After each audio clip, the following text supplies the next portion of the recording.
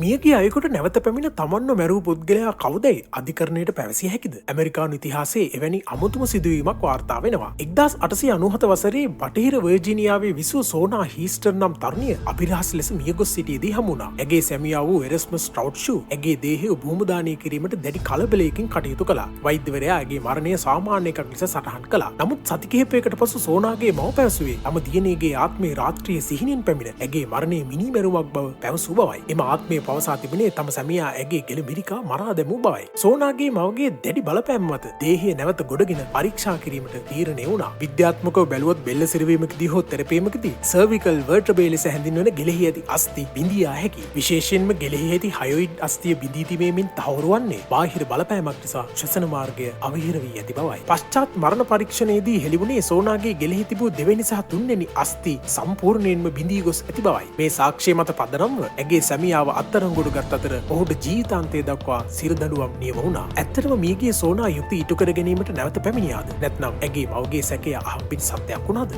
මේ වගේ දේවල් දැනගන්න හැකිනම් සබ්ස්ක්‍රයිබ් කරන්න. නොහැකිනම් වහාම සබ්ස්ක්‍රයිබ් කරන්න.